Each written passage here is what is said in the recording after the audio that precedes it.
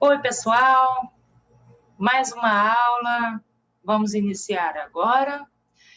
E a lição de hoje é a lição 17 da nossa revista, que é a revista Em Marcha, Legados de Fé, do segundo semestre de 2019. E a lição de hoje tem como título Lídia, a vendedora de púrpura. Vamos lá, então? Vamos fazer uma oração para começar? Senhor Deus, abençoa todos os alunos e alunas que estarão ouvindo essa lição, que eles possam ser abençoados por Ti, que eles possam ser tocados por Ti, em nome de Jesus. Amém. Eu preparei aqui uma apresentação para essa aula de hoje, e a gente vai estar utilizando, tá? Que é Lídia, a vendedora de púrpura.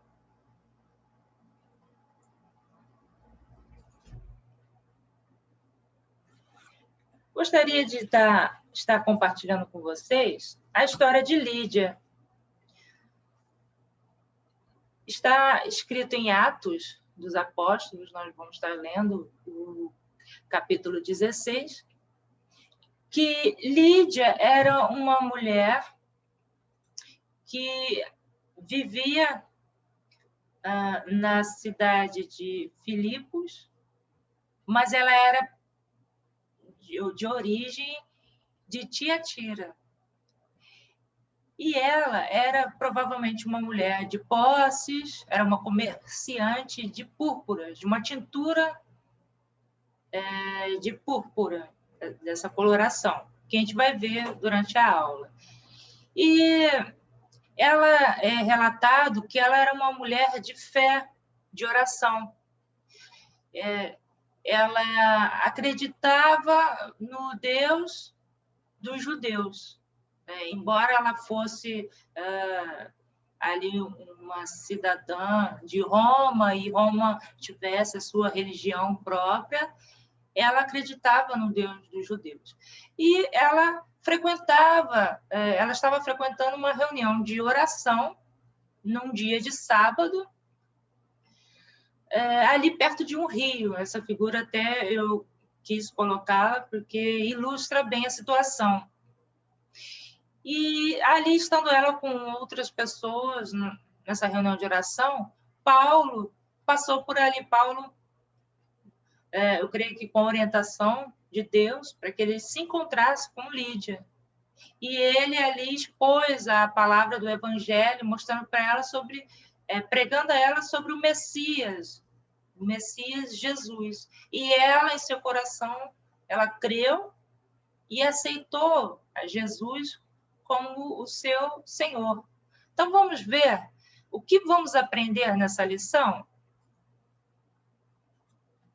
Vamos aprender a trajetória de Lídia e o seu valor na expansão do reino de Deus. Vamos aprender também que a hospitalidade como um compromisso cristão, e que a nossa casa é importante no processo de expansão missionária. Nós vamos ver esses 3 pontos ao decorrer da nossa aula. Então, vamos lá. Vamos agora ler o texto bíblico. Já dei um tempo, quem quis pegar a Bíblia, é só dar uma pausa aí no vídeo agora, vai lá, dá tempo de pegar a sua Bíblia. Então, em Atos 16, a partir do versículo 11, vamos ler juntos. Tendo, pois, navegado de Troade, seguimos em direitura a Samotrácia, no dia seguinte a Neápolis. O que é isso? É um relato. É Paulo relatando a sua viagem missionária. E dali a Filipos, cidade da Macedônia, primeira do distrito e colônia. Nesta cidade permanecemos alguns dias. Vocês lembram que eu falei que Lídia era da cidade de Filipos? Ela tinha casa em Filipos. Vamos lá. No sábado, saímos da cidade para junto do rio, onde nos pareceu haver um lugar de oração. E, assentando-nos, falamos às mulheres que para ali tinham concorrido. Certa mulher, chamada Lídia, da cidade de Tiatira, vendedora de púrpura, temente a Deus, nos escutava. O Senhor lhe abriu o coração para atender às coisas que Paulo dizia. Depois de ser batizada, ela e toda a sua casa nos rogou, dizendo: se julgais que eu sou fiel ao Senhor, entrai em minha casa e aí ficai. E nos constrangeu a isso. E aí finaliza o texto aqui.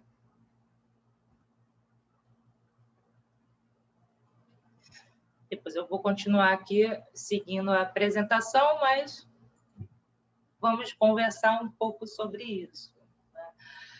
A gente vê aqui,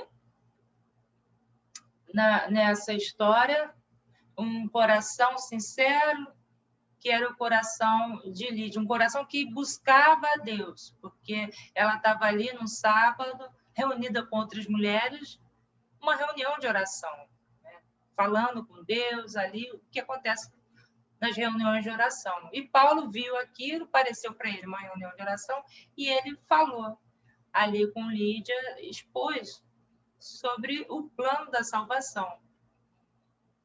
Então, nessa primeira parte, eu gostaria de falar um pouquinho, que a nossa revista ela é dividida em partes. E a primeira parte é o fundamento bíblico, para a gente contextualizar um pouco a parte bíblica que a gente está estudando. Então, vou voltar aqui para a apresentação, eu coloquei algumas figuras. E aí eu vou mostrar para vocês. Vamos lá. Eu achei muito interessante, eu li isso na revista, e é por isso que é tão importante a gente estudar a revista de escola dominical, e também acho que legal que em nossa igreja, eu gostaria de deixar aqui para você que está assistindo, mas talvez seja de outra denominação, ou não seja de igreja alguma, a escola dominical, ela se organiza pelo nome, geralmente aos domingos pela manhã, mas pode ser de tarde, pode ser à noite. E em nossa igreja metodista, a gente não chama de escola bíblica, porque inicialmente o trabalho começou como alfabetização, como ensino de matemática e na Inglaterra, e aí depois sim passando ao ensino da Bíblia, da palavra de Deus, mas até hoje nós temos esse enfoque que a escola não é somente escola bíblica, não é somente estudo da Bíblia, mas é uma escola no domingo onde nós aprendemos principalmente, sim, os valores de Deus, mas no contexto do mundo. Será que eu falei direito? Então, eu busquei aqui, em nossa revista, dizia que a púrpura, esse tingimento, naquela época, ali perto do mar Mediterrâneo, ela era extraída de moluscos. E aqui eu coloquei a ilustração, a figura, uma foto de duas conchas, né, de moluscos. Essa carapaça que eles têm, o molusco tem um corpo, um animal, um corpo muito sensível e eles usa de proteção essa parte do seu corpo. Então, destes animais, eles pegavam a parte do molusco, a parte do corpo dele mesmo, separava dessa carapaça e eles moíam, eles misturavam, trituravam muitos desses moluscos e extraíam essa que serviria para a tintura, esse líquido roxo, púrpuro. Então, com esse líquido, e que não era barato, então não era qualquer um que podia adquirir, eles faziam tinturas para tecidos, para vestimentos, túnicas, e algo que as pessoas que tinham dinheiro podiam comprar. E Lídia era vendedora de púrpura. Eu até estive lendo que os moluscos utilizados nessa época, algumas espécies não existem mais, que eram originários do Mediterrâneo. Mas essa coloração, essa tintura, também era extraído de uma planta, que é a Rubia tinctorum.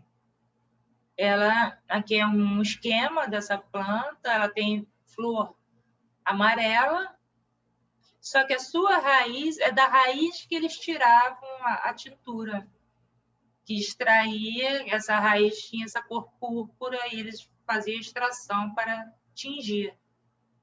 Então, eles obtinham dessas duas formas.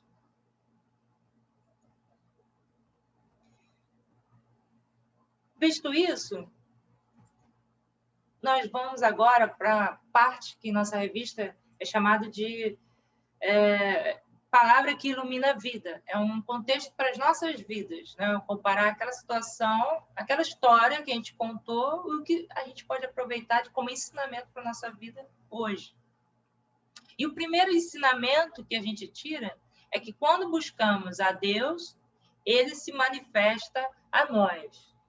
E aí, como eu estou pequenininha, vou pausar um pouco a apresentação para falar aqui.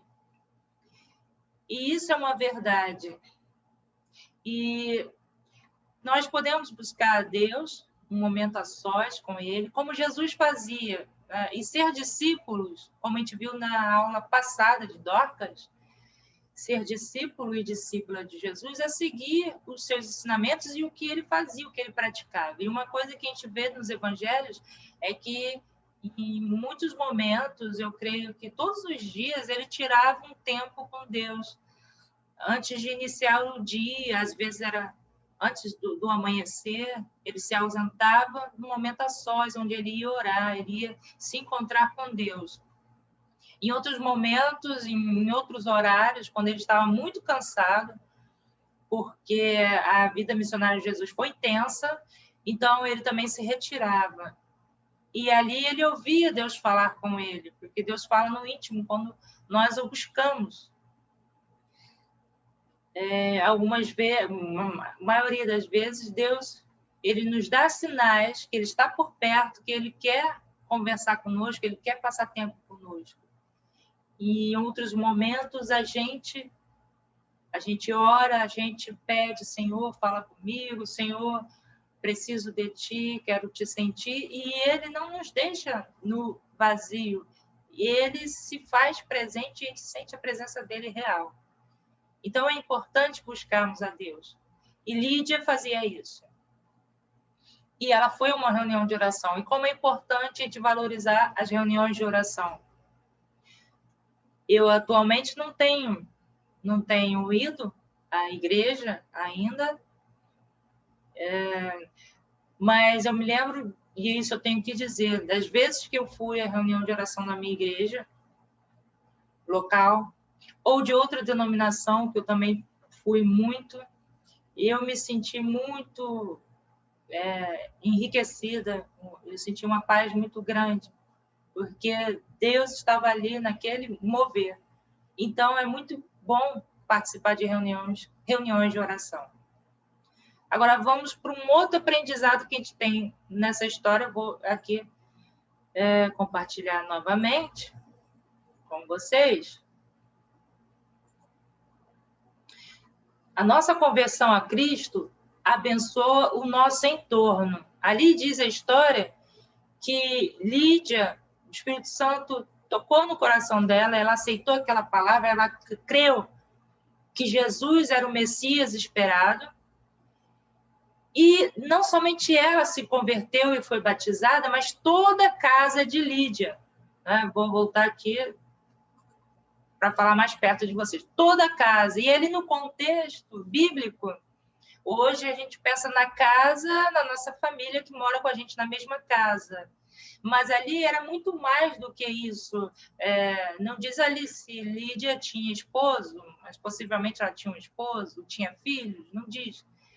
Mas não somente sua família ali, seus parentes se converteram e foram batizados, mas provavelmente os seus servos, empregados, pessoas que trabalhavam com ela, porque todo o entorno de Lídia se converteu e foi batizado.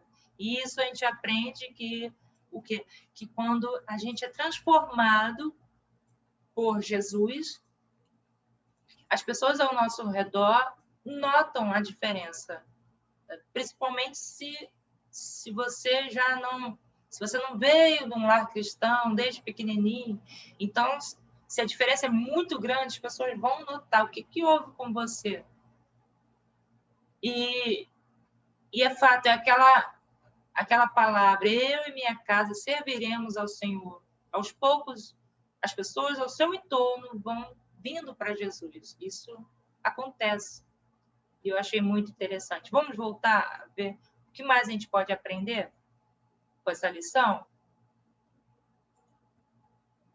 Cristo nos encoraja a anunciar e proteger a vida.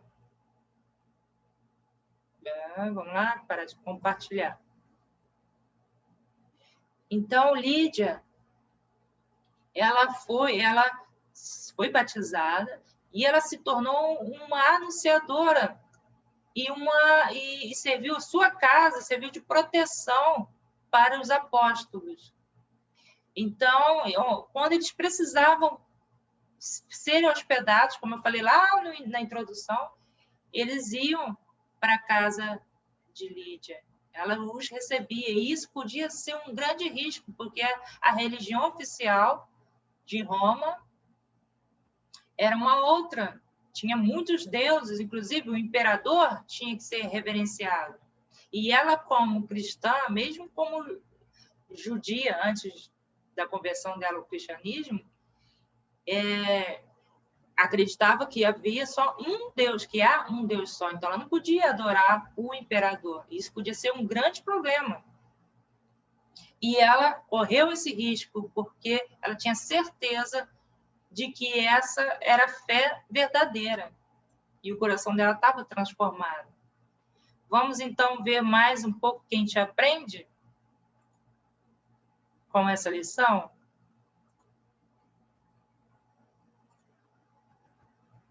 Nosso lar pode ser um refúgio e um sinal do reino de Deus. Então, como eu disse, Lídia hospedou os apóstolos, ela hospedou Paulo.